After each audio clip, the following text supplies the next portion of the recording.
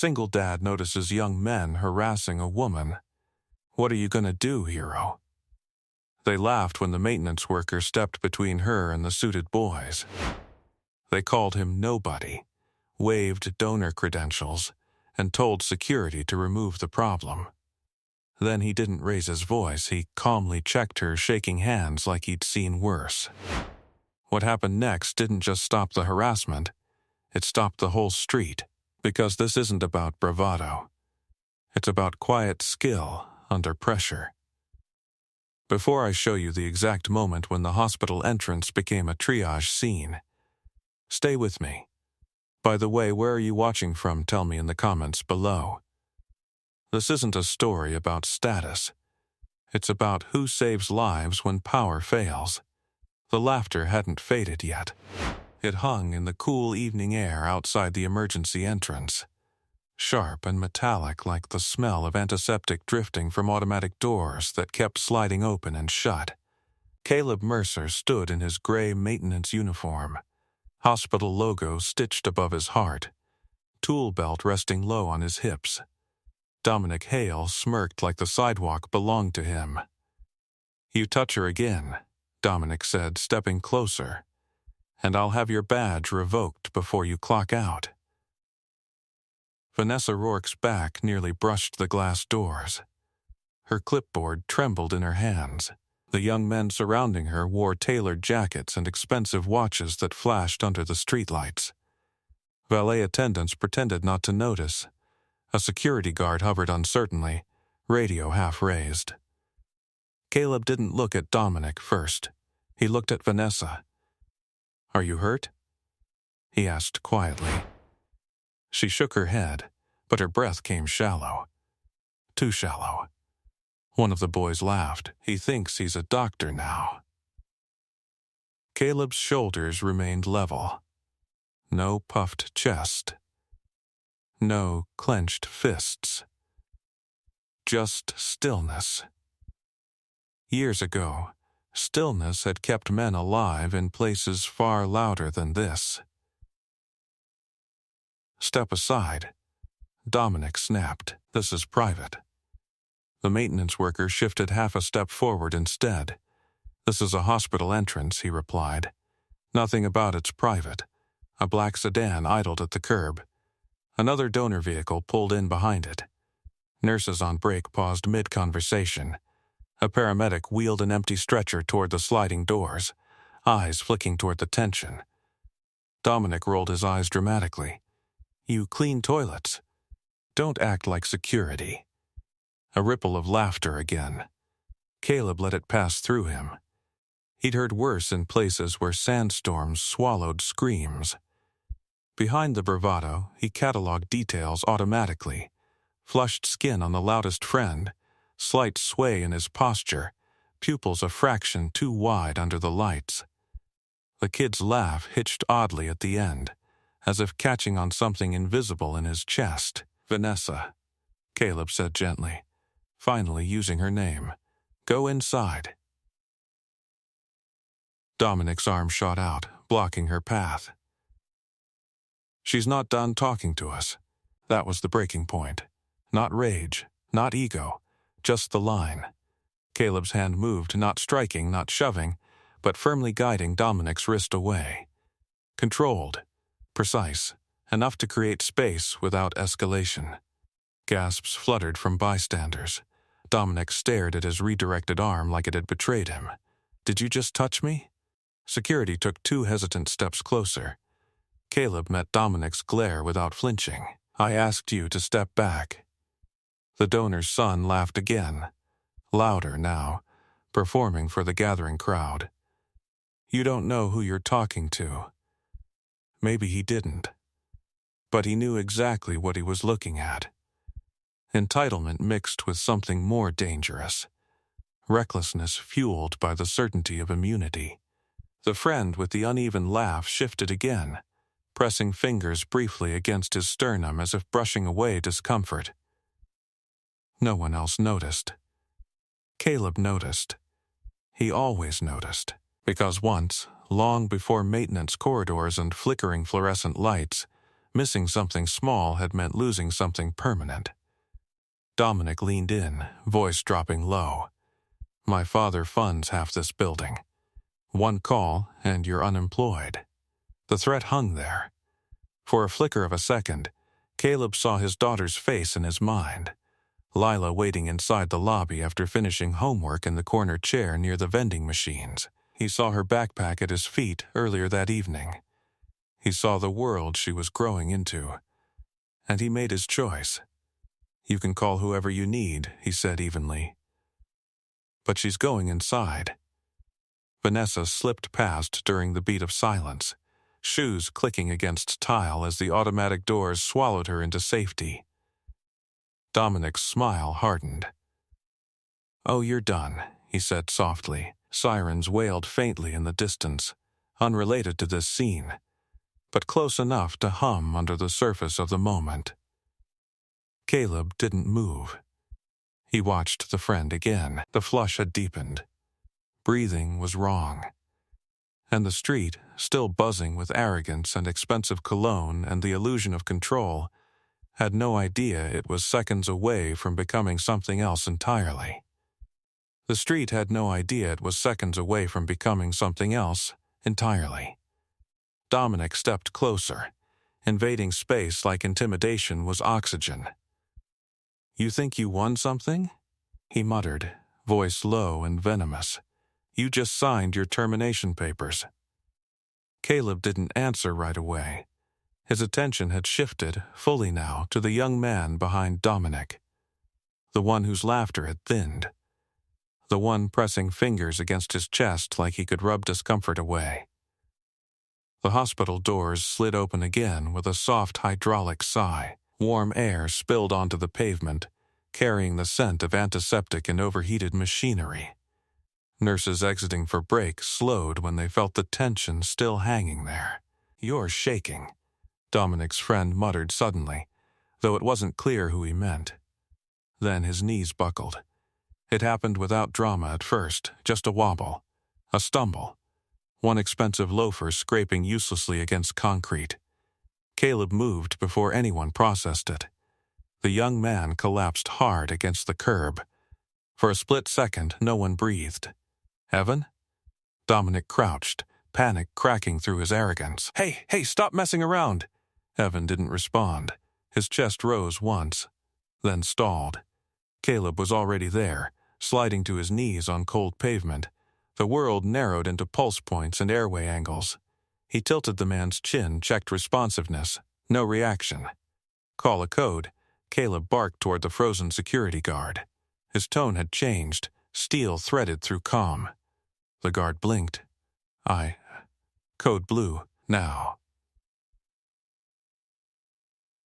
That snapped something loose. The radio crackled to life. Dominic grabbed Caleb's shoulder. Don't touch him. Caleb shrugged him off without looking up. He's not breathing right, I said don't. Do you want him alive? Caleb's voice cut clean and sharp. Dominic froze. Caleb pressed fingers to Evan's neck. Weak, irregular. He began compressions with precise, measured force. Not frantic, not sloppy. Controlled. His palms locked, shoulders aligned. Each push calculated. Bystanders gasped as the rhythm echoed against the building fade. Someone started filming. Inside the lobby, Lila looked up from her notebook when she heard shouting. She moved toward the glass doors, eyes wide.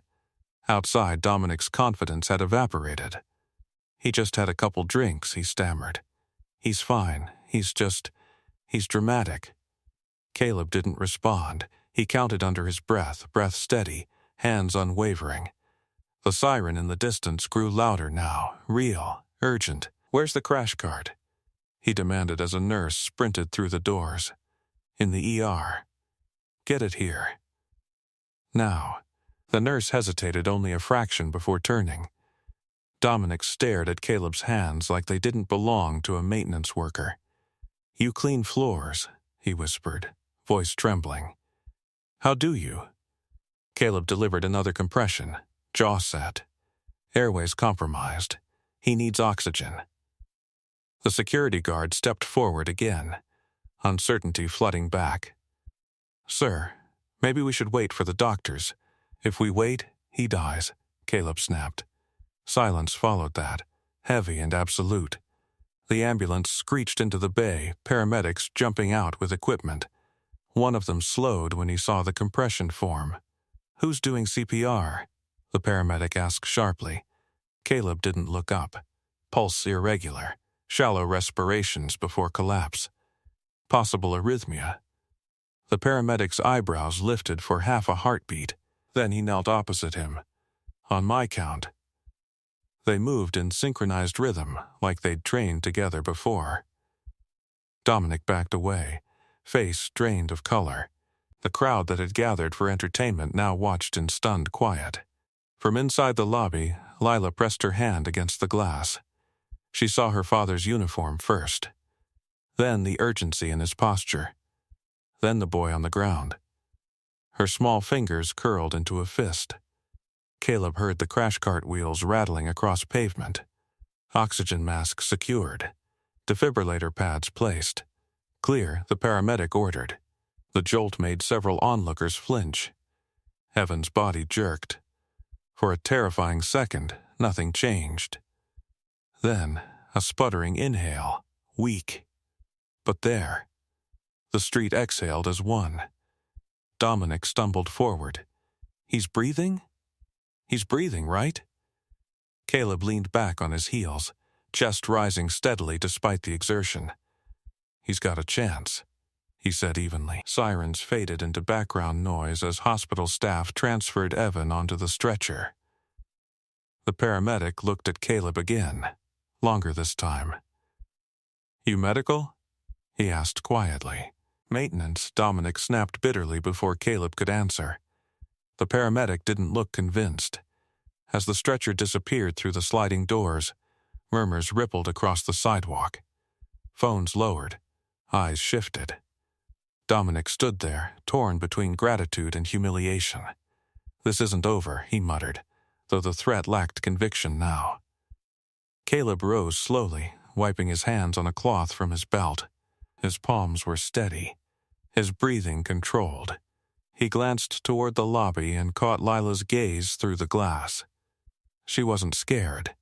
She looked proud. And that, more than anything Dominic Hale could threaten, was what steadied him.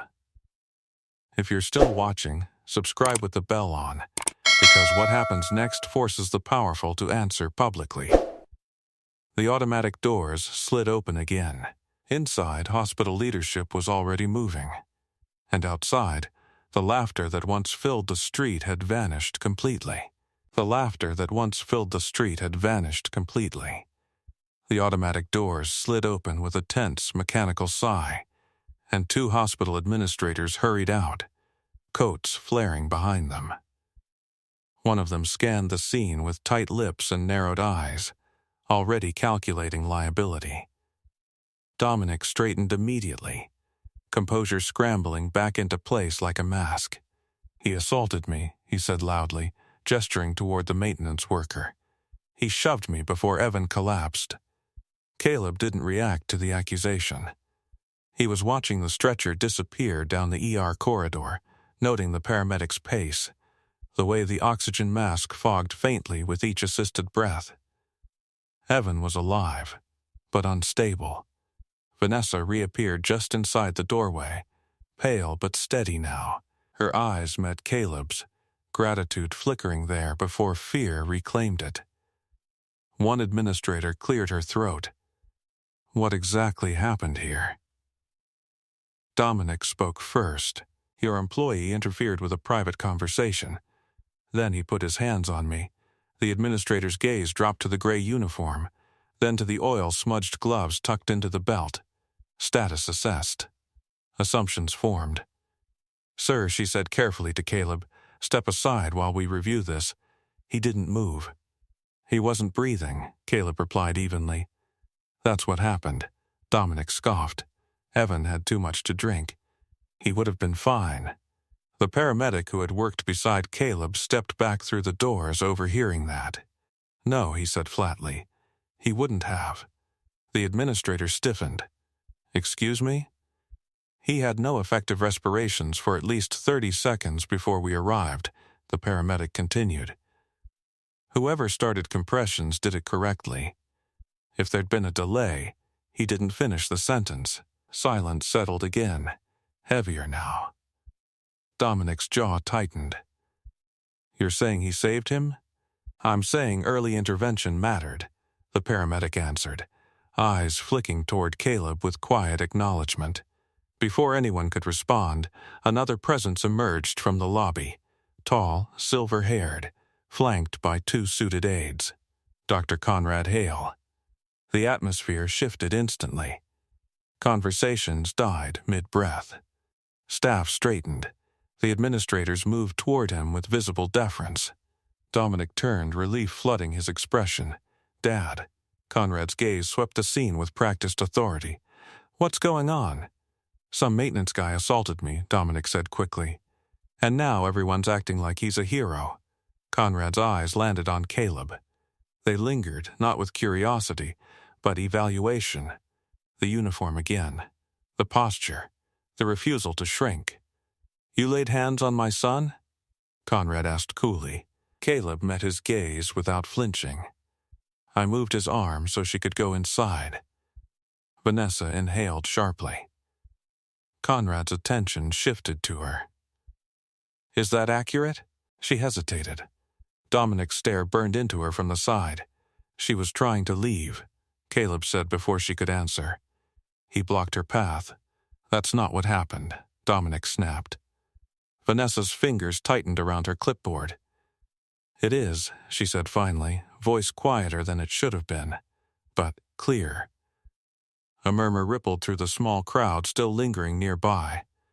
Conrad's expression didn't change. My understanding is my son's friend is now in critical care.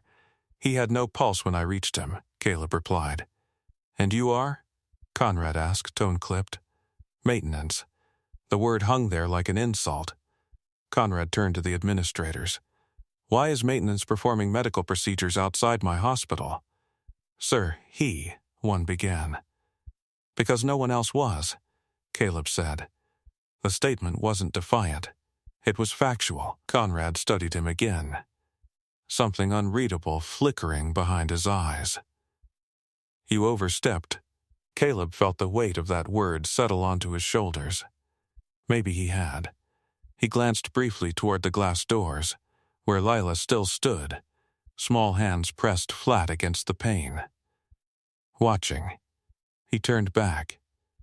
If I'd waited, he said quietly, he wouldn't be breathing. Dominic let out a harsh laugh. You're exaggerating. You got lucky. The paramedic, still within earshot, stiffened. There was nothing lucky about it. Conrad's gaze snapped toward the paramedic.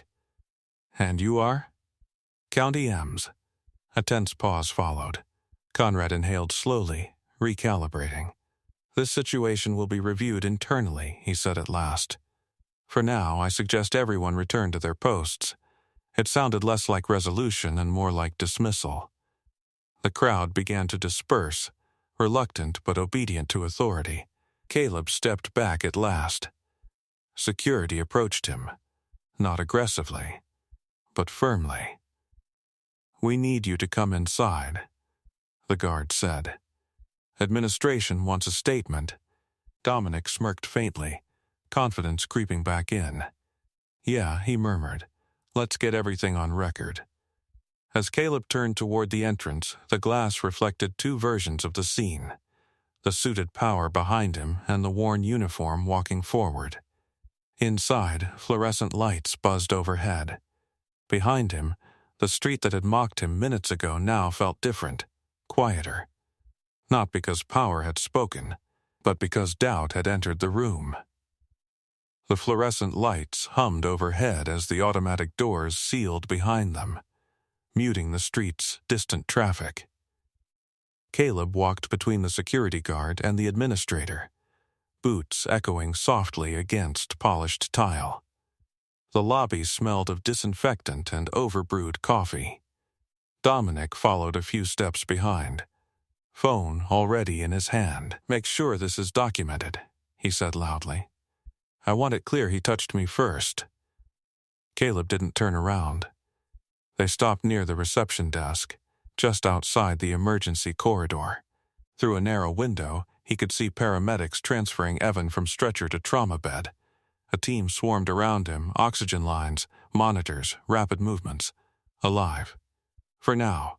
Sit, the administrator instructed, gesturing toward a stiff vinyl chair. Caleb remained standing. Sir, she pressed, irritation creeping in. This will go faster if you cooperate. I am cooperating, he replied calmly. Dominic exhaled sharply. Unbelievable. Vanessa lingered near the entrance to the hallway, unsure whether she was allowed to stay. Her shoulders were tense, chin lifted like she was bracing for impact. Conrad Hale stepped forward, measured and composed. I'd like clarity, he said, voice smooth but edged. My son claims you initiated physical contact. I removed his arm from blocking her path, Caleb answered. You could have called security. They were there. A beat. Conrad's gaze shifted to the guard, who shifted uncomfortably under scrutiny. Dominic interjected quickly. He's twisting it. He's making it dramatic. The administrator began typing notes into a tablet. And then Mr. Hale's friend collapsed. Caleb nodded once. He showed signs before that. What signs? She asked skeptically. Labored breathing. Irregular stance. Skin flushed beyond alcohol response. Possible arrhythmia. The words fell into the space with quiet precision. Dominic let out a short laugh. Listen to him. But the administrator's fingers paused over the screen. Conrad's eyes narrowed slightly. You're remarkably specific for maintenance. Caleb held his gaze. I pay attention. Silence stretched thin. From the hallway, the sharp tone of a cardiac monitor pierced the air, rapid, uneven. Then muffled instructions. Then the metallic click of equipment. Vanessa flinched. Dominic swallowed. A nurse hurried past them without stopping, pushing a cart stacked with medication trays. The wheels rattled, echoing off sterile walls. Caleb's posture shifted almost imperceptibly. Not fear, not anxiety. Readiness. Conrad noticed. Why didn't you identify yourself differently to the paramedics? He asked suddenly. Caleb blinked once. They didn't ask for credentials. The administrator frowned. But they asked if you were medical. I said maintenance. Dominic scoffed, because that's what he is. The monitor toned down the corridor, spiked sharply, then flattened for half a second before resuming in jagged rhythm. A chill crawled along Vanessa's arms. Caleb's jaw tightened. He could picture it without seeing. Chaotic rhythm on screen, compressions resuming, team recalibrating. He stepped forward instinctively. Security moved to block him. You're not authorized beyond this point, the guard said, voice apologetic but firm. Caleb stopped. The hallway felt too far away. Through the glass, he saw Lila still standing near the entrance, her small face pale but determined. She hadn't left. She was watching everything. Dominic followed Caleb's line of sight. That your kid? He asked quietly, something almost mocking threading through the question. Caleb didn't answer. Conrad noticed the glance too. Something unreadable flickered across his expression. Another sharp alarm echoed from inside. A doctor's voice rose. Urgent.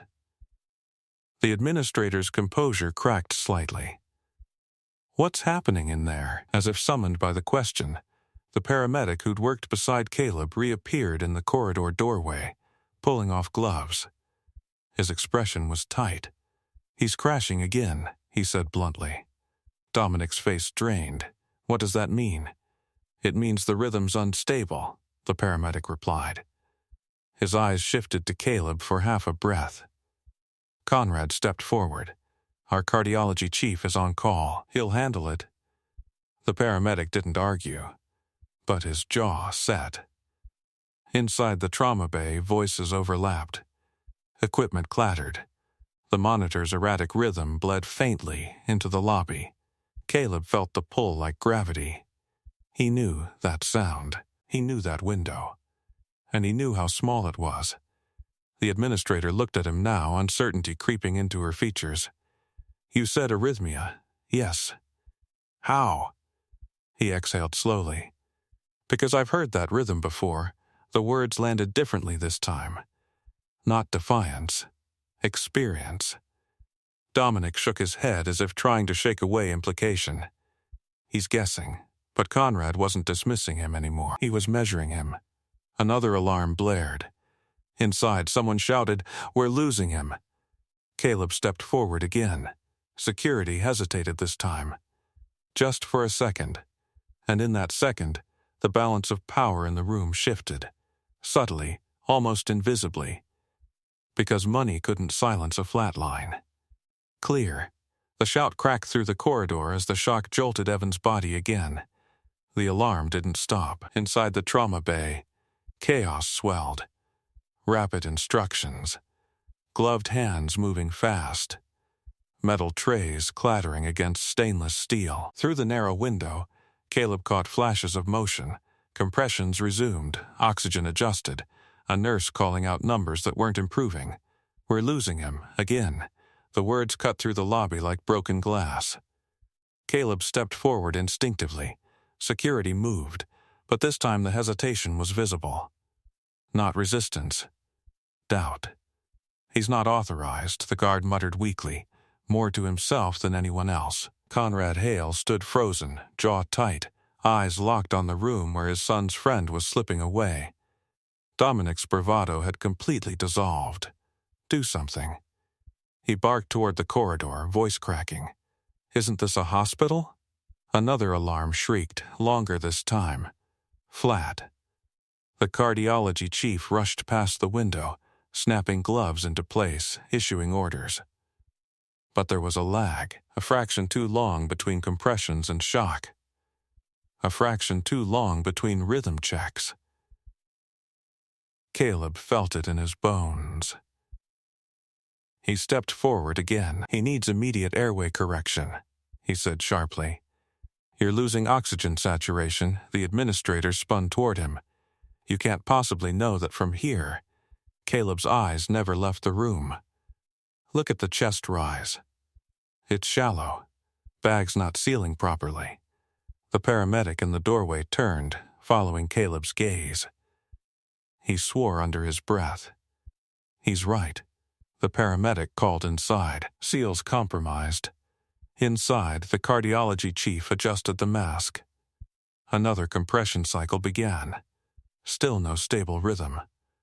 Dominic's breathing turned ragged. "Dad." Conrad didn't answer. For the first time since he'd arrived, authority looked uncertain. "Let him in," the paramedic said suddenly, loud enough for everyone to hear. The administrator recoiled. "Absolutely not." He recognized the arrhythmia before we did. The paramedic shot back. "And he started compressions perfectly. That doesn't grant privileges." Another flat tone pierced the air. Caleb's pulse didn't spike. His face didn't change. But something inside him locked into place. "If you want him alive," he said quietly, "you're out of time." The words weren't dramatic. They were measured. Conrad's gaze shifted to him. "Your maintenance," Conrad said, as if testing the word again. "Yes. And you believe you can assist my cardiology chief?" Caleb met his eyes. "I believe I've seen this before." Dominic stared at him, disbelief and desperation colliding. "If you mess this up, he's already dying," Caleb replied. That landed. Silence stretched thin. Then Conrad did something no one expected. He stepped aside. 30 seconds, he said. The administrator gasped. "Sir, 30 seconds, Conrad repeated, not taking his eyes off Caleb. Security moved out of the way. Caleb walked into the trauma bay. The air inside was thick, metallic and sterile. Monitors flickered violently. The cardiology chief glanced up, irritation flashing. Who? Seal correction's not enough, Caleb said, already moving. He's locking into unstable ventricular rhythm. You need synchronized shock, now. The chief bristled. And you are? Help, Caleb replied. Another compression cycle ended. The rhythm on the screen spasmed erratically. Caleb's hands moved with calm precision, adjusting the patient's head tilt, checking carotid placement, repositioning the defibrillator pad slightly lower. Charge, he said. The chief hesitated, then complied. Clear. Shock. Evan's body jolted. The monitor flickered. Chaotic then. A beat. Another. Weak, but consistent. The room held its breath. Then the line steadied into a fragile rhythm. Sinus, the nurse whispered. The chief stared at the screen, stunned. Oxygen saturation began creeping upward. Caleb stepped back immediately, removing his hands as if he'd never been there. The chief looked at him fully now. That wasn't luck, he muttered. Outside the room, the silence in the lobby had turned reverent. Dominic pressed both hands to his head. He's okay? He has a rhythm, the paramedic confirmed quietly. Conrad exhaled slowly, shoulders lowering by a fraction. Caleb turned toward the door. The cardiology chief stopped him. Where did you train? Caleb paused. Different place, he answered. He stepped back into the lobby. Every eye followed him. The man in the gray maintenance uniform who had been mocked less than 20 minutes ago now walked past executives and administrators without lowering his gaze. Vanessa's eyes shimmered with something close to relief. Lila stood near the glass doors, small chin lifted. Dominic looked like the ground had shifted beneath him. And for the first time that night, no one laughed. If you're still here, subscribe with the bell on, because what happens next forces power to answer in public. Behind Caleb, the monitor inside the trauma bay continued its steady, fragile rhythm. Alive. The word hung in the trauma bay like something fragile and breakable. Monitors continued their steady electronic rhythm, each beep thin but consistent. Nurses moved with quieter urgency now, securing lines, stabilizing oxygen, checking pupils. The cardiology chief kept his eyes on the screen as if daring it to betray them again. Caleb stood near the doorway, hands relaxed at his sides, breathing even. He didn't look triumphant. He looked finished. Maintain that rhythm, the chief instructed his team. Prep for transfer to ICU. Carefully. Only then did he glance back at the maintenance worker. Step outside with me, he said. They moved into the corridor together.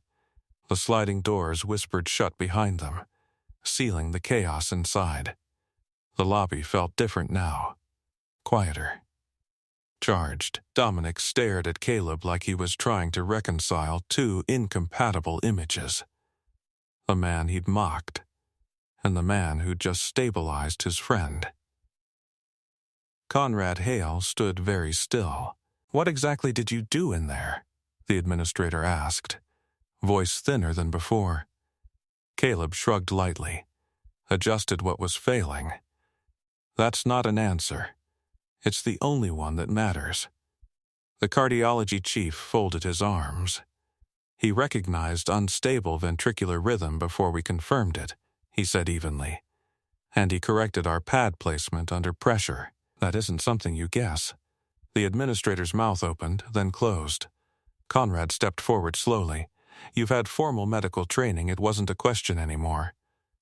Caleb held his gaze. Yes. Where? He hesitated just long enough for the silence to stretch. U.S. Army, he said. Combat medic. The words didn't echo loudly. They didn't need to. Vanessa inhaled sharply. Dominic blinked. That's what? That's not the same thing as... It's exactly the same thing when someone's heart stops. The paramedic cut in. Conrad's expression shifted, not softened, but recalibrated. How long? Conrad asked. 8 years active, Caleb replied. Multiple deployments. And now you're repairing light fixtures. Now I'm raising my daughter, he said calmly. The statement landed heavier than any Ursum. Lila stepped closer from the lobby entrance, drawn by the change in tone. She stood near him now, small hand brushing against his work pants. Dominic noticed. You could have told someone, he muttered, frustration curdling into embarrassment. You let us think you were just. Maintenance? Caleb finished quietly. I am. The cardiology chief gave a short, humorless breath. You saved him twice. Your team saved him, Caleb corrected. No, the paramedic said firmly. He bridged the gap. That phrase lingered. Bridged the gap. Conrad looked around the lobby, the administrators, the security guard, the small gathering of staff pretending not to listen. Phones were still in hands. Videos were likely already circulating. What happened outside before the collapse? Conrad asked, voice returning to controlled authority. Vanessa stiffened. Dominic shifted uncomfortably. Nothing. She was blocked from entering, Caleb said evenly. That's not. Vanessa interrupted suddenly. Her voice trembled, but she didn't lower it. I was trying to go inside. The administrator looked horrified. Miss Rourke, we can discuss that internally. It happened publicly, Vanessa replied, surprising even herself. In front of staff, silence pressed in again. Dominic ran a hand through his hair. This is being blown out of proportion. Conrad's gaze sharpened. Is it? The donor's son faltered. For the first time that night, he didn't have an immediate answer. Security shifted awkwardly, clearly reevaluating everything they'd witnessed. The cardiology chief cleared his throat. If he hadn't intervened medically, we'd be having a very different conversation. Conrad nodded once, slowly. And if he hadn't intervened at all? Conrad asked, eyes flicking toward Vanessa. That question didn't need elaboration. Dominic looked away. Lila tightened her grip slightly on her father's pant leg. Caleb felt it. The small anchor. The reminder. He wasn't here for validation. He wasn't here for status. He was here because someone needed help, and because he refused to let his daughter grow up believing silence was safer than courage. Conrad exhaled through his nose. This incident, he said carefully, will be formally reviewed. Thoroughly. Dominic stiffened. Dad, enough. The word was quiet. Final. The administrator swallowed. Sir, the donor reception upstairs begins in 20 minutes. Conrad's eyes remained on Caleb. Then perhaps, he said slowly, it's best we address reality before we toast to appearances. The lobby went still again. The maintenance worker stood there in oil-streaked boots, shoulders squared but unassuming. Moments ago, power had mocked him. Now power was reconsidering. And outside, the street that had once echoed with laughter waited, silent. The sliding doors opened again, letting in a draft of cool night air that brushed across the lobby floor. A few lingering bystanders still hovered near the curb, pretending to check their phones while clearly watching through the glass. Upstairs, faint music from the donor reception drifted down through the atrium, soft piano, polite applause, the clink of crystal. Conrad adjusted his cufflinks slowly. Move the reception to the main conference hall, he instructed one of his aides. Delay the opening remarks. The aide blinked. Sir, guests are all ready. Delay it. No one argued. Dominic shifted his weight, agitation replacing arrogance. We don't need to make a spectacle out of this. Conrad's gaze flicked toward him. A spectacle was already made. The words hung heavy. Vanessa stood straighter now. color returning faintly to her face. The tremor in her hands had eased, replaced by something steadier. Resolve. The administrator cleared her throat. Perhaps this conversation would be more appropriate privately. Caleb shook his head slightly. It didn't happen privately, he said. The paramedic, still lingering near the doors, gave a small nod of agreement. Conrad noticed that too. The hum of conversation upstairs faltered as word began to ripple through the building. Staff moved subtly, whispers traveling faster than elevators. Phones vibrated in pockets. Videos were already circulating. Dominic's raised voice, the collapse, the compressions on the pavement. Dominic's jaw tightened when he realized it. You can't control that, he muttered under his breath. Conrad looked almost tired for the first time. No, he said quietly. I can't. A nurse approached from the corridor. Evans stabilized for now. EQ transfer in progress. Dominic exhaled sharply, relief and residual fear tangling together. Can I see him? He asked. In a few minutes. As she turned to leave, she paused beside Caleb. Thank you, she said simply. He nodded once. That should have been the end of it. But it wasn't. Because the imbalance hadn't just been medical. It had been moral. Vanessa stepped forward, voice steady now. He blocked me from entering, she said again, louder this time. And when I tried to step away, he grabbed my wrist. Dominic's head snapped toward her. That's not. It is, she said, cutting him off. And security didn't intervene. All eyes turned to the guard. He swallowed hard. I thought it was just joking. Caleb's gaze didn't leave Dominic. The donor's son looked suddenly very young. Conrad studied his son in silence. Did you block her path? Conrad asked evenly. Dominic hesitated. That hesitation was answer enough. It was nothing. Dominic tried again. We were just messing around. Vanessa's voice sharpened. It didn't feel like nothing. The piano music upstairs resumed, almost mockingly cheerful. Conrad straightened. This hospital, he said slowly, projecting his voice enough for nearby staff to hear, does not operate on intimidation, not from patients, not from employees, and not from my family. The administrator stiffened. Dominic stared at his father. You're not seriously. I am seriously considering the liability you've created. Conrad interrupted. That shifted the tone instantly. Not emotional disappointment, liability, reality. Caleb watched the exchange quietly. He didn't gloat. He didn't intervene. He simply stood there, solid, unmoved. Lila leaned against his side, small fingers still curled into his uniform fabric. She looked up at him briefly. He gave her the smallest nod. Dominic's voice dropped.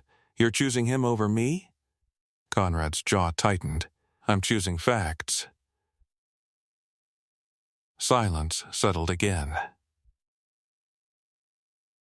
The street outside remained quiet. Cars passed. Unaware that inside this building something foundational was tilting, the cardiology chief stepped closer to Conrad. With respect, sir, staff witnessed the harassment. And they witnessed the intervention. Attempting to bury it would only magnify it.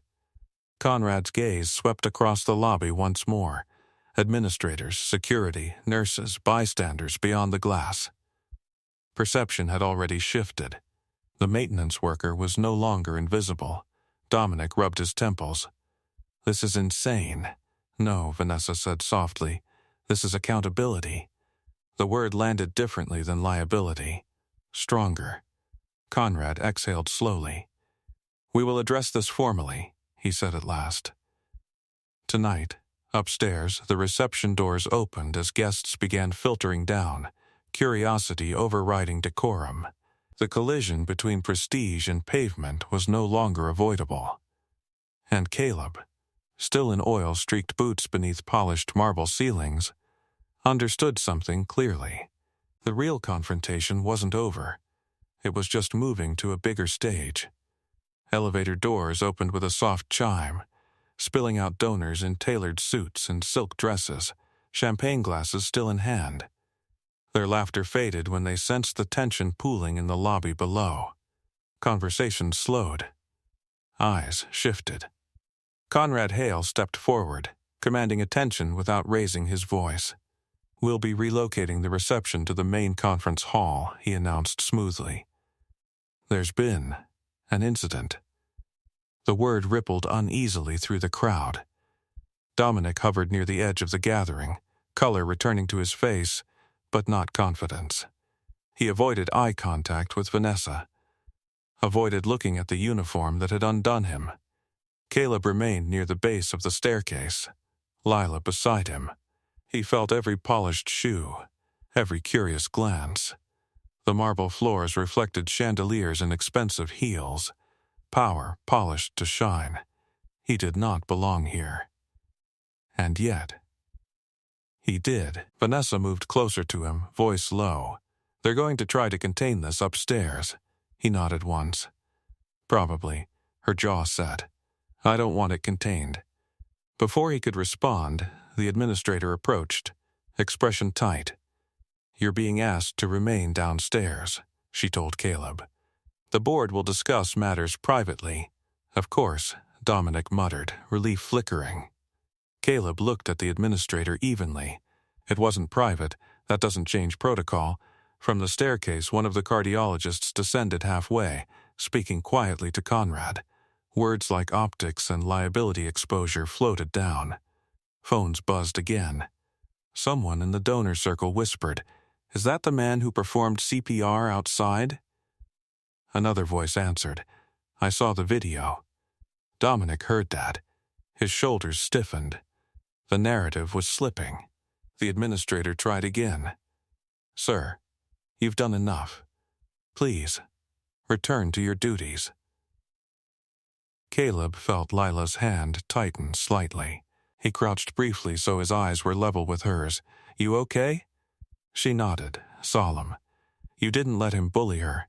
"No," he said softly. "I didn't."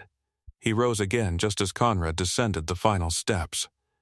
"We will address this openly," Conrad said, loud enough now that the gathering crowd could hear. "There will be no private dismissal." A murmur rolled through the donors. Dominic stared at his father. "You can't be serious." "I am," Conrad replied. The administrator paled. "Sir, the press will learn we respond with integrity," Conrad finished. For the first time that evening, Dominic looked cornered. Vanessa stepped forward, surprising even herself. "Then let's address all of it," she said. "Not just the collapse." Silence. The chandeliers hummed faintly overhead. The air felt thinner. Conrad's eyes moved from Vanessa to Caleb. "You will attend," he said to the maintenance worker. Not a request, a directive. Dominic scoffed quietly. "This is ridiculous." Caleb met his gaze calmly. "You wanted it on record." That hit. The donors began filtering toward the conference hall, curiosity overriding discomfort. Staff lingered along the edges. No one wanted to miss what was unfolding. As they moved toward the larger room, the contrast sharpened. Polished marble giving way to plush carpeting, oil-streaked boots stepping onto luxury flooring. Caleb walked steadily, neither shrinking nor swelling. Inside the conference hall, microphones stood ready near a small stage. The hospital logo gleamed behind it in brushed metal. Rows of chairs faced forward, now filling quickly. Dominic muttered under his breath, "This is going to ruin everything." Conrad didn't respond. Vanessa took a seat near the front, shoulders squared. Caleb remained standing near the aisle, Lila beside him like a quiet witness. The cardiology chief approached briefly, voice low. "For what it's worth," he said, "what you did in there, that wasn't common." Caleb inclined his head. It was necessary. The room settled. Conrad stepped onto the stage. The microphone clicked on, and in that charged pause before he spoke, the balance of the entire evening hung in the air. no longer about a collapse on pavement, but about what power does when it's forced to face itself. If you're still watching, subscribe with the bell on, because the truth doesn't stay buried when witnesses are this many. Conrad drew a breath and began. Tonight was meant to celebrate generosity, he said into the microphone, voice carrying cleanly across the conference hall. Instead, we are confronted with something more important: accountability. A ripple moved through the seated donors, crystal glasses lowered. Chairs creaked as bodies leaned forward. Caleb stood near the aisle, Lila's small hand wrapped around two of his fingers. He could feel the tension in her grip, steady but tight. He squeezed back gently without looking down. Dominic remained off to the side of the stage, arms crossed, jaw rigid. Conrad continued. An incident occurred outside this building involving my son, a hospital administrator, and a member of our maintenance staff. The phrasing was careful, controlled. Vanessa's chin lifted. Caleb's expression didn't change. There was inappropriate conduct, Conrad said next, and that word landed heavier than expected. And there was also decisive medical intervention that prevented a tragedy. Murmurs rose again. Dominic shifted. You don't have to frame it like that, he muttered under his breath, though the microphone still caught it faintly. Conrad didn't look at him. I have reviewed preliminary accounts, he went on. Multiple witnesses confirmed that Miss Rourke was prevented from entering the building. Vanessa's breath caught, but she didn't look away. Conrad's eyes finally moved to his son. Is that accurate? The room felt suspended. Dominic hesitated. The hesitation was louder than denial. It wasn't like that, he said finally. We were joking. Did she attempt to leave? Conrad pressed. Yes, but... And did you block her? Dominic's silence answered again. A low murmur rolled through the donors. Caleb felt Lila glance up at him. He kept his gaze forward, posture steady. This wasn't about triumph, it was about example. Conrad turned slightly, addressing the room. Harassment is not humor, and this institution does not protect misconduct because of wealth or lineage. The sentence cut cleanly. Dominic's composure fractured. So you're just throwing me under the bus? In front of everyone? I am acknowledging reality, Conrad replied evenly. Vanessa stood. Her voice carried without a microphone. I tried to walk away, she said, and I was told to stay. Several staff members in the back nodded subtly. Phones lifted again, but this time not to record humiliation. To document reckoning. Conrad gestured toward Caleb, and when he paused, glancing down at a note handed to him quietly by the cardiology chief. Mercer intervened. He was mocked. A few donors shifted uncomfortably. Dominic laughed weakly. He's maintenance. Yes, Conrad said. He is. The simplicity of it unsettled the room.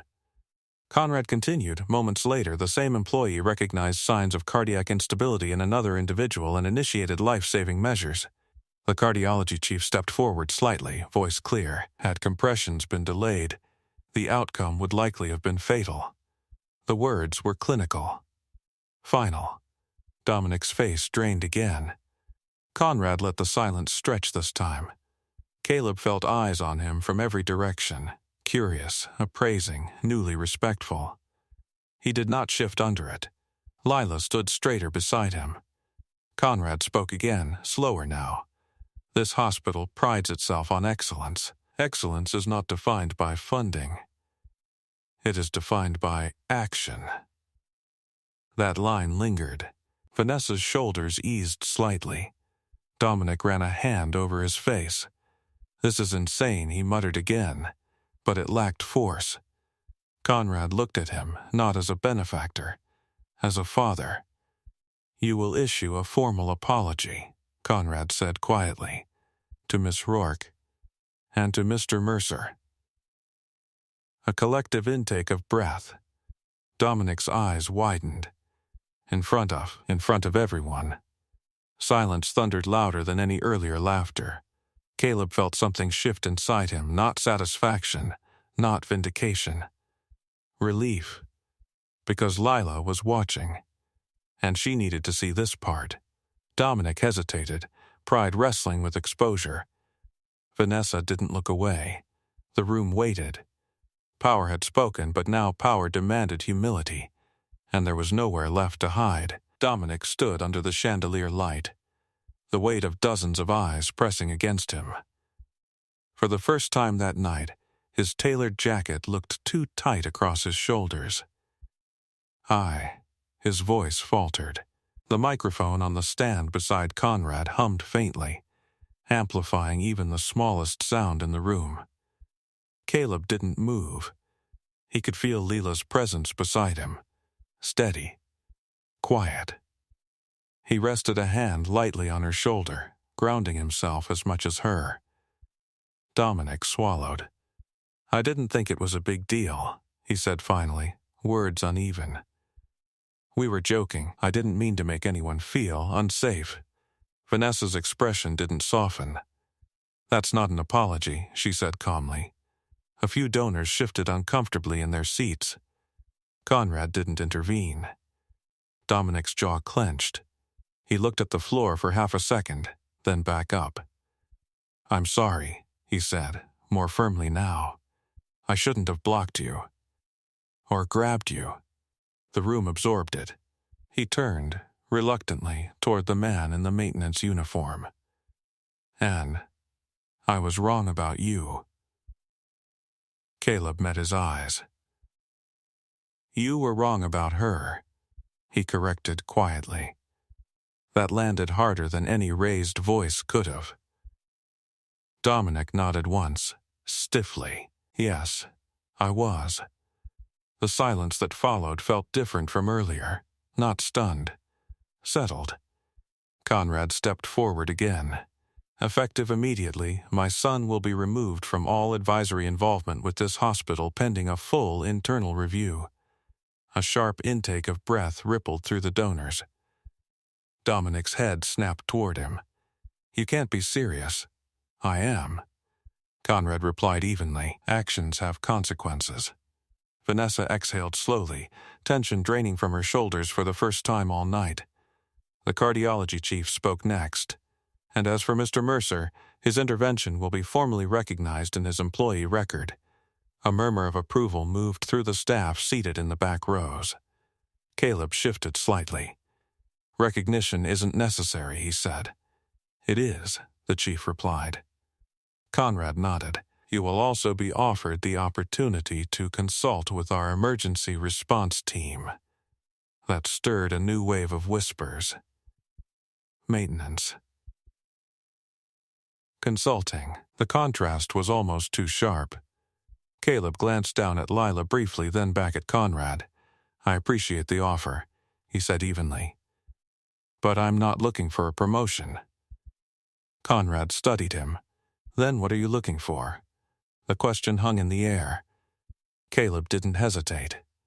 "Consistency," he said. "If someone's blocked from entering this building, it should matter, no matter who they are." The room went still again. Vanessa's eyes shimmered faintly. Conrad inclined his head once. "It will." Dominic looked smaller now, not diminished by humiliation, but by reality. The donors began murmuring more openly, some nodding in approval, others clearly unsettled. Phones buzzed again, news spreading beyond the walls of the conference hall. Outside, through the tall glass panels, the streetlights glowed steadily over the quiet pavement where it had all begun. Caleb felt the shift fully now, not in status, in perception. He wasn't invisible anymore. But he also wasn't elevated above anyone. He was simply seen. Lila tugged lightly on his sleeve. He leaned down. "You didn't yell," she whispered. He smiled faintly. "Didn't need to." She nodded as if that confirmed something important in her world. Conrad stepped away from the microphone. "This concludes the evening's formal program," he announced. "We will reconvene next month, with improved policies already in motion." The donors rose slowly, conversations reigniting, but different now. Less polished, more reflective. Vanessa approached Caleb as the crowd began to disperse. "Thank you," she said quietly, "for earlier, and for not backing down." He nodded once. "You did the harder part." She shook her head. "No, you showed everyone what courage looks like when it's calm." He didn't answer that. Across the room, Dominic stood alone for a moment before a few friends hesitantly approached him. Their earlier swagger was gone. Conrad lingered near the stage, watching the maintenance worker and his daughter walk toward the exit. The balance of power hadn't shattered. It had realigned. And the entire room had witnessed it. The conference hall began to empty in slow waves, donors filtering out in subdued clusters instead of celebratory laughter. Conversations were quieter now, measured, reflective. The air no longer shimmered with champagne and prestige. It carried something heavier: reality. Caleb guided Leela toward the exit, boots soft against the thick carpet. He could feel eyes still following him, not with ridicule this time, but curiosity, respect even. Near the doorway, the cardiology chief caught up with him. "Have you ever considered coming back to medicine?" he asked quietly. Caleb glanced toward the ICU corridor down the hall. "I never really left," he said. The chief gave a small nod, understanding something deeper in that answer. "Your instincts are sharp. We could use that."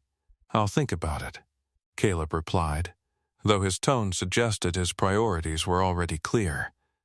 Lila tugged gently at his sleeve. "Can we see if he's okay before we go?" He hesitated only a second. Briefly, they turned toward the ICU wing. Inside, fluorescent lights hummed softly. The controlled rhythm of machines replaced the chaos from earlier. Evan lay behind glass now, stabilized, color returning faintly to his face. Tubes and wires surrounded him like quiet guardians. Dominic stood at the foot of the bed. He looked different in this lighting, less polished, more human. When he noticed Caleb in the doorway, his posture stiffened. There was no crowd now, no donors, no stage, just machines and consequences. "You didn't have to stay," Dominic said, voice low. "I didn't," Caleb agreed. Silence lingered. Dominic looked at his friend's steady monitor. "They said if you hadn't corrected that shock timing." He couldn't finish. Caleb stepped just inside the room, keeping distance respectful. "He's young," he said. "That helped." Dominic shook his head slowly. "I thought you were trying to embarrass me." Caleb studied him for a long moment. "I was trying to get her inside." The simplicity of it disarmed him again. Dominic swallowed. "I didn't think it was serious. That's the problem," Caleb said quietly. Another silence, thicker this time. Dominic looked down at his hands. "I don't want to be that guy." "You were," Caleb replied. "Not cruel, not harsh, just factual." Dominic winced slightly. "But that doesn't mean you have to stay him." The words hung between them. Dominic looked up, surprised. "You think one apology fixes it?" he asked. "No," Caleb said. "Change does." The heart monitor continued its steady rhythm in the background. Lila stepped closer to the glass, studying Evan's face thoughtfully. "He looks peaceful," she whispered. "He's resting," Caleb said. Dominic glanced at the little girl, then back at her father. Something shifted behind his eyes. Recognition, maybe. Perspective. "I didn't know you had a daughter," he muttered. "I do." Dominic nodded once. "She's lucky." Caleb almost smiled. "I'm the lucky one." Footsteps approached from the hallway. Conrad appeared at the EQ entrance, observing quietly. He took in the scene, his son, the maintenance worker, the child. No microphones, no donors, just truth stripped of spectacle. Conrad stepped inside slowly. "Evan's parents are on their way," he said. Then he looked at Caleb. "I meant what I said earlier." Caleb met his gaze. "About accountability? About consistency," Conrad clarified. A pause. This institution will change, Conrad continued. Policies. Oversight. Culture. Caleb nodded once. Good. Conrad hesitated before speaking again. You could have used tonight to elevate yourself. I didn't need elevation, Caleb said. I needed her safe. He gestured subtly toward Vanessa's absence, but the meaning was clear. Conrad absorbed that. Dominic looked between them, something humbler settling into his posture. Outside the Iku windows, the night stretched quiet and steady. The chaos from hours earlier felt distant now, but not erased. Consequences were unfolding. But so was growth. Caleb rested a hand lightly on Lila's shoulder. Time to go. Dominic stepped aside without being asked. As Caleb and his daughter walked down the corridor, the rhythmic beeping from the room behind them followed like a steady reminder. Alive. Not because of power. Because someone refused to look away. The Iku doors closed softly behind them, sealing in the steady rhythm of machines and fragile recovery. The hallway lights felt warmer now, less clinical, as Caleb and Lila walked side by side toward the lobby. Their footsteps echoed faintly against polished floors. The hospital no longer felt like a battlefield. It felt like a place returning to balance. As they stepped into the main atrium, the last of the donors were filtering out. Conversations were subdued, measured. A few staff members offered quiet nods as they passed. No applause, no spectacle, just acknowledgement. Vanessa stood near the reception desk, speaking with the administrator. When she saw them, she excused herself and crossed the floor. They're launching a formal review tomorrow, she said. HR, security protocols, everything. Caleb nodded once. Good. She hesitated. I almost didn't speak up. But you did. Her smile was small but steady. Because you did first. Lila looked between them thoughtfully, absorbing more than either adult realized. Near the entrance, Conrad stood alone for a moment, coat draped over one arm. He watched the maintenance worker approach without his usual entourage. I won't pretend tonight was comfortable, Conrad said evenly. It wasn't supposed to be, Caleb replied. A faint exhale escaped Conrad, almost a reluctant acknowledgement. You forced us to confront something we've ignored, he admitted. That visibility and value aren't the same thing. Caleb didn't answer immediately. He looked down at Lila, then back at Conrad. Most people don't notice who keeps the lights on, he said quietly. Until the lights go out. Conrad absorbed that in silence. Dominic emerged from the hallway behind his father, no longer sharp-edged, no longer defensive. He stopped a few steps away. I'll follow through, Dominic said, voice steady but subdued. The apology wasn't just for tonight. Caleb studied him for a long moment. Make sure it isn't, he replied. Dominic nodded once. Outside, the night air carried a chill. The same sidewalk where laughter had echoed now lay still under the streetlights. The ambulance bay was quiet. The curb where Evan had fallen looked ordinary again. But it wasn't. Because everyone who had witnessed that moment would remember it. Lila slipped her hand into her father's as they stepped onto the pavement. You didn't yell, she said again, as if confirming a lesson. He smiled faintly. You don't have to be loud to be strong. She nodded, satisfied. Behind them, through the tall glass windows, Conrad remained standing in the lobby, watching the man he had once evaluated by uniform alone walk away without asking for anything. The street that had once been filled with arrogance had fallen silent not out of fear, but out of recognition. Recognition that dignity doesn't wear designer labels. Recognition that courage doesn't announce itself. Recognition that real authority shows up when everything else fails. Caleb paused briefly at the edge of the crosswalk, looking back once, not at the building, but at the entrance where it had all begun. Then he looked forward.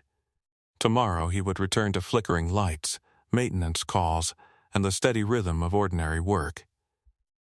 And that was enough, because his daughter had seen what mattered.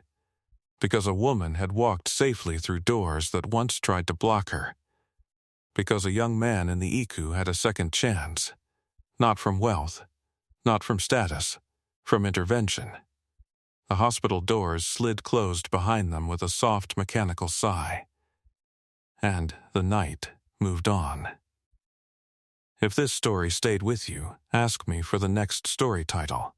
Subscribe, and don't miss our next story. He never expected to see his boss on the beach.